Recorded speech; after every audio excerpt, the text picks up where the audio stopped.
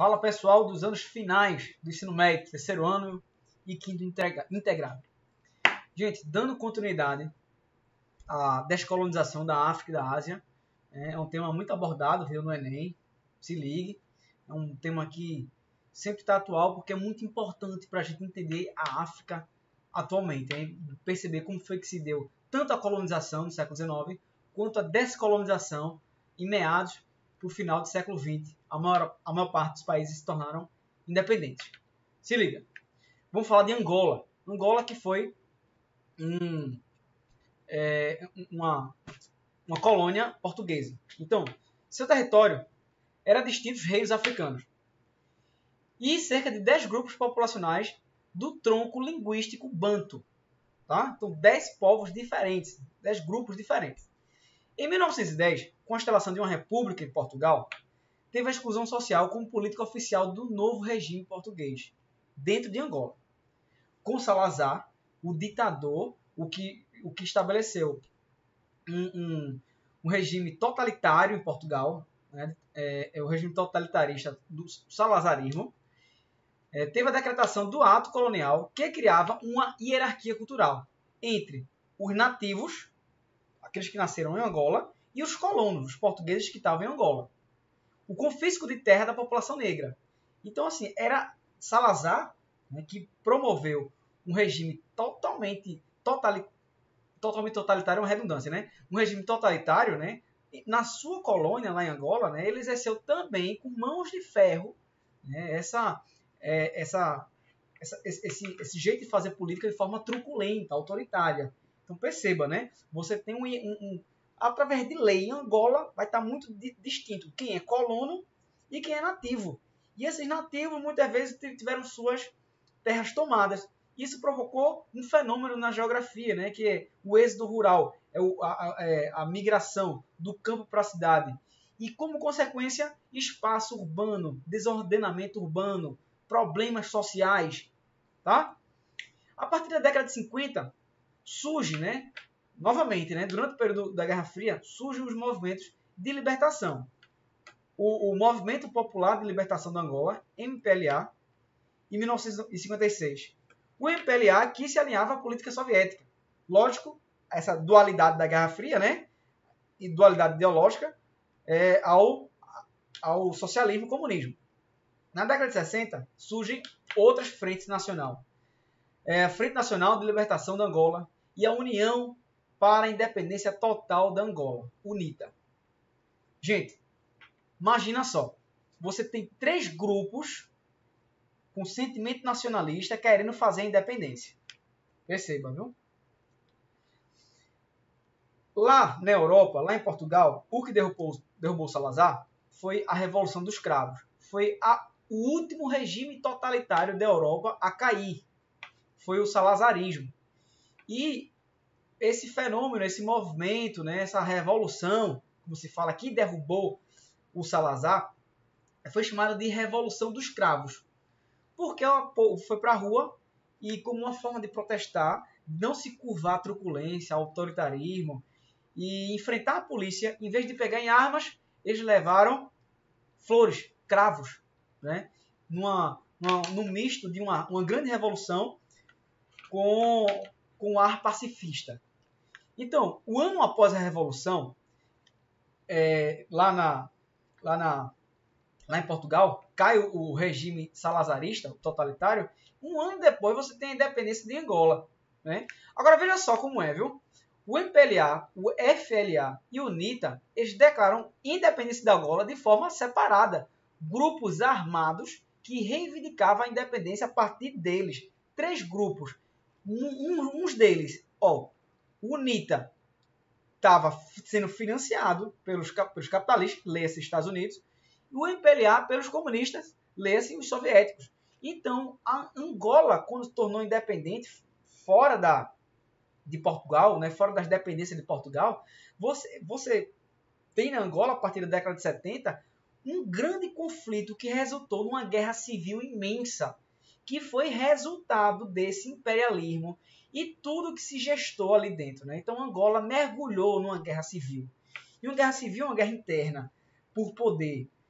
Gente, Só em 2002 houve um cessar-fogo e as facções, em vez de lutar armadamente, se tornaram partidos políticos, né, democráticos, e foram concorrer às eleições. Em 2002, século XXI, que as coisas começaram a se acalmar em Angola. Por isso que em Angola, né, por isso que tantos outros países africanos, eles são tão desordenados, muitos problemas, né? Esses problemas, quase todos esses grandes problemas, de forma estrutural pelo menos, eles foram provocados pelo o colonialismo europeu, né? O imperialismo na África, que assim destroçou, que causou essa pandemia toda, né? Essa pandemia não, essa pandemia que a gente está vivendo, que causou essa coisa toda, né? De exploração, de segregação, de fome, de pobreza, né? Dentro do continente europeu. Beleza? Outro caso importante, África do Sul. Já botei ali, né, o apartheid.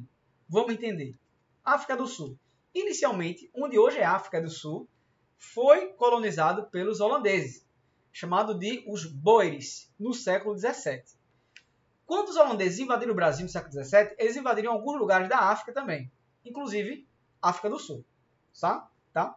Mas no século XIX, início do XX, já no XX você tem a chegada dos ingleses, e após anos de conflitos entre ingleses, boeres e população nativa, você tem um acordo de paz, onde foram incorporados os boeres ao Império Britânico. Os brancos holandeses foram incorporados ao Império Britânico.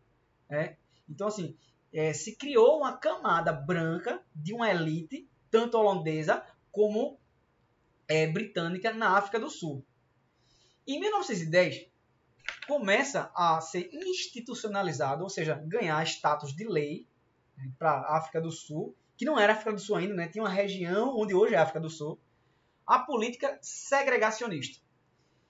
Em 1948, foram promulgadas, voltadas e colocadas para validade, foram promulgadas novas leis que segregavam brancos e não brancos. Estava começando a ser estabelecido o apartheid, a partir da definição de cor. E esses não brancos também eram, claro, obviamente negros, e uma minoria que tinha lá da religião hindu, certo? Então, em 1948, começa a ter, veja só, né? Então, quando o mundo está começando a falar em direitos, a Inglaterra, um ano antes, em 1947, né, estabeleceu o sistema público de saúde de forma universal para todos os ingleses na Inglaterra. Né? Essa elite branca britânica que estava na África do Sul também tinha direito, se fosse para a Inglaterra. Tá? Mas essa Inglaterra que estava fazendo esse conjunto de reformas sociais, que estava dando dignidade, né, ampliando a democracia dentro da Inglaterra, era a mesma Inglaterra que estava estabelecendo o apartheid na África do Sul, a segregação entre brancos e não brancos. Os negros só podiam habitar as áreas reservadas a eles. Era o apartheid. Tá aqui uma fotografia, né? Whites only, né? Apenas brancos, só brancos. Então, os lugares da cidade, do país, eram feitos para brancos e não brancos. Então, um negro não podia frequentar o mesmo lugar de um branco. E os lugares do branco eram lugar de privilégio. Era uma minoria branca que estabelecia o controle, que dominava uma maioria negra. Tá? Então o país estava dividido. A palavra apartheid, né, significa isso, né? Divisão, né? Segregação. O fim de regime da segregação racial não foi do dia para a noite, mas começa nas décadas de 60 e 70, que iniciou-se movimentos de resistência a esse regime de segregação racial, né? Tendo como grande figura Nelson Mandela. O apelido dele é Mandiba, né? E o nome é Nelson Mandela. Eu misturei. Nelson Mandela, que começou a liderar movimentos, e obviamente tiveram outros grandes nomes, né? Mas os cobrados em provas, aquele que fica mais evidente, foi o de Nelson Mandela, que começou a combater e dizer, não, basta. Há uma maioria branca, está se curvando, está ficando ao bel prazer de uma minoria, uma maioria negra, né? submetida a uma minoria branca. Então, isso tinha que ser mudado. Então começou o processo. Então esse processo nem é assim não. Por favor, nos deem direitos, né? Até ser feito isso, né? Mas o que é que ganhava em troca? Ganhava paulada, né? Ganhava prisão. Nelson Mandela foi preso, passou 26 anos preso. Então, muita gente foi presa, muita gente foi morta. E aí a saída foi reagir. E essa reação, né? Torres de transmissão foram incendiadas, lugares de transmissão de eletricidade foram quebrados. Então, uma reação para frear esse regime tão desigual, injusto, que era a segregação racial. Nelson Mandela liderou movimentos violentos, porque o regime era extremamente violento. E não fazia mais sentido na década de 60 e 70 ter uma divisão racial em um país de maioria preta. Né? Então você tem o reforço de representação no Congresso Nacional Africano de Nelson Mandela e o Congresso Pan-Africano, que aderiu à ideia dos sul-africanos. O apartheid só começou a enfraquecer na década de 1980, com as pressões internacionais. Em 1989, Frederick Clark assumiu a presidência e iniciou a liberação do regime. Começou a abrir e dizer assim, a gente tem que abrir, não faz mais sentido. Gente, eu estou falando de 1989, o apartheid começou a ser definhado, começou a ter uma abertura. Em 1990, Mandela foi liberado depois de 26 anos preso. E aí, né, chama a atenção para esse cara tão especial que é o Nelson Mandela, né? O maior herói da África do Sul. E um dos maiores nomes de luta por justiça social do mundo, que passou 26 anos preso e não desistiu da ideia de acabar com o apartheid no país dele. Na abertura política, obviamente, quem liderou esse movimento todo, Nelson Mandela, ele sai da prisão, concorre à presidência da República e ganha. Nelson Mandela, no ano 94, ele recebeu o Prêmio Nobel da Paz, junto com Clark, que era o presidente branco, né, que fez esse conjunto de acordos de abertura e fim da segregação racial na África do Sul. Certo? Então, o caso do apartheid na África do Sul é um caso bem específico, né, de um regime que foi estabelecido e durou muito tempo. Só na década de 90, no final de 80, 89 e 90, foi que chegou ao fim o regime do apartheid. Beleza? Aqui tem uma frase de Nelson Mandela que eu coloquei, né? A pobreza não é um acidente, assim como a escravidão e o apartheid. A pobreza foi criada pelo homem e pode ser removida pelas ações dos seres humanos. Grande Nelson Mandela. Gente, eu falo assim porque eu sou fã, tá? Sou muito fã de Nelson Mandela. Acho que é um dos grandes nomes que já passou na face dessa terra, sabe? Enfim. Ruanda. Ruanda também tem essa questão étnico-racial bastante forte. Se liga. O território ruandês era dividido na maioria absoluta em dois grupos étnicos. Os Tutsis e os Hutus. Os Hutus eram a maioria e os Tutsis eram a minoria. Só que essa minoria Tutsi se aliaram aos colonizadores e comandavam, né, junto com os colonizadores europeus, Ruanda, oprimindo os Hutus, onde nasce recentemente um Hutu. Em 1959, teve uma revolta com 20 mil Tutsi mortos. Uma revolta Hutu. Em 1962, a ONU declarou a independência de Ruanda. E um líder Hutu assumiu, né, aquela maioria que era comandada por uma minoria Tutsi. Em 1943, o general Hutu assumiu sendo eleito diversas vezes. Tutsis e Hutus oposicionistas formaram a Frente Patriótica Ruandense, iniciando uma guerra civil. Uma guerra civil que tem a origem da guerra civil não pode deixar de ser entendida se não fosse a colonização, o imperialismo que causou isso. Tem dois filmes fantásticos, se você quiser assistir, para entender, para ver. É o Hotel Ruanda, um eu botei aqui. O outro é Tiros em Ruanda, que conta, né, o passo a passo dessa guerra civil que, em 1994, na década de 90, teve a interferência da ONU para tentar conter. Mas, enquanto a gente estava assistindo a Copa do Mundo, a gente não, vocês não existiam ainda, a maior parte, eu acho. Mas enquanto o professor Romerito e o Brasil ficava besta com Romário e Bebeto fazendo gol de todo jeito, e o Brasil sendo campeão do mundo lá nos Estados Unidos, onde foi que teve a Copa do Mundo de 94, é a primeira Copa que eu lembro, né? Enquanto a gente tava aqui brincando, Brasil, Bebeto, Romário, em Ruanda, 800 mil mortos, de maioria Tutsis, foram esmagados. Foi uma guerra civil, uma das maiores guerras civis que se tem notícia no século XX. Então foi um verdadeiro genocídio. E, gente, isso não era noticiado em lugar nenhum. Tem um pesquisador que faz, né, o que era noticiado na década de 90, mais noticiado, né? Então ele rodou a capa da Times, que era uma revista, assim, o que passava na capa da Times, que é uma revista americana, era o que era destaque no mundo. Então se passava tudo na capa da Times, menos o genocídio de 800 mil pessoas, né? A carne mais barata no mercado é a carne negra. É isso que essa música se refere. E tantas outras coisas, né? Essa invisibilidade, né? Esse esquecimento, essa falta de atenção que se dava e que ainda se dá às vidas negras. Beleza? Reflita sobre isso. Por fim, para a gente terminar essa aula, a independência da Índia.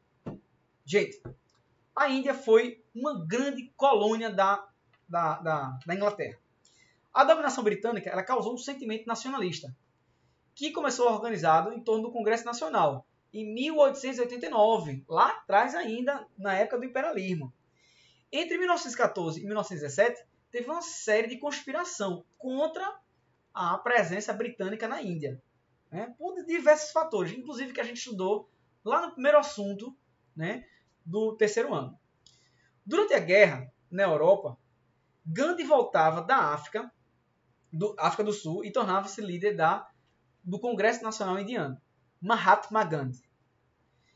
Esse sujeito aqui, esse homem aqui, né, foi educado ele estudou direito na Inglaterra, era indiano, né, muito inteligente, e que se tornou o principal liderança nesse processo de independência da Índia. Desenvolveu o método, Mahatma Gandhi desenvolveu o método de resistência pacífica, que começou na década de 20. Então, durante a década de 20, Gandhi lançou a desobediência civil. Ou seja, se o governo ele é autoritário, vamos desobedecê-lo, né, de uma forma pacífica. Não existe um caminho para a paz é o caminho. Mahatma Gandhi, que é um dos grandes nomes também pela luta da justiça e igualdade entre os homens. Em 1930, Mahatma Gandhi ele lidera uma coisa chamada de a Marcha do Sal, com o objetivo de acabar o monopólio do sal pelo Império Britânico, marcharam mais de 400 quilômetros, fazendo desobediência, não aceitando a legislação, dizendo não à Inglaterra. Então, 1930 é um momento bem marcante dessa trajetória da independência da Índia, que consegue a independência lá em 1947, após a Segunda Guerra. Que quando acaba a Segunda Guerra, começa a se intensificar os protestos na Índia, e aí a Índia consegue a independência, certo? E essas independências, viu, gente? Na verdade, independência, direitos, luta por igualdade, não é assim, ai, por favor, faz isso por mim, né? Esse processo que a história ensina a gente, né? As conquistas vieram por reivindicação. E muitas vezes, né, tiveram que ser reivindicação que levaram centenas, milhares de pessoas a dizer não ao autoritarismo de uma forma mais contundente, como na África do Sul. Em um regime que separa brancos e negros, um regime totalmente injusto, o que é que os negros fazem? Pedem com calma, por favor, façam isso. E fizeram, mas sofreram consequências, né? Em consequências violentas. Então, assim, contra regimes autoritários, contra governos autoritários, né, é preciso que se veja os meios de luta, porque os direitos não caem do céu, os direitos são conquistados, né? Enfim, Na Índia é um caso assim muito peculiar de uma desobediência civil e de um movimento pacifista que deu muito certo. Massa? E chamou atenção aqui para a Índia novamente. Olha só. O que era a Índia, agosto de 47, como colônia britânica, você tem, né, uma Índia com um território bem maior, tá? Que era a colônia britânica. Quando a Índia se torna independente, se torna independente a Índia e o que era a colônia britânica se torna o Paquistão, Bangladesh e uma região que é um conflito muito grande até hoje entre Paquistão e Índia, que reivindicam a região da Caxemira. Tá? Essa região da Caxemira é uma disputa entre a Índia e o Paquistão, que resultou nesse processo de independência. Ainda não, o que era colônia indiana, britânica, se tornou 3 países: Bangladesh, Índia e Paquistão. Tá certo? Paquistão de maioria muçulmana, Índia de maioria hindu, assim como Bangladesh também. Beleza? E assim a gente acaba esse assunto da descolonização da África e da Ásia. Tá certo? Ah, professor, não teve outros países que tornaram independentes? Diversos outros, né? Centenas, né, gente? Mas a gente não estuda todo, até por uma questão de seleção. Porque não ia dar, a gente ia passar o resto da vida estudando, né? Essa independência de todos os países africanos e asiáticos. Esses são os mais importantes. Esses são os que são cobrados em provas. Tá? Destaque para a África do Sul, para a Índia e para Angola, principalmente. Tá? Por que Angola? Porque Angola era uma colônia portuguesa e Portugal foi que colonizou o Brasil. Massa? Então, bons estudos e a próxima aula online, tragam dúvidas, tragam questionamentos e tragam muita participação, que para isso que serve a aula online. Beleza? Um forte abraço e até mais.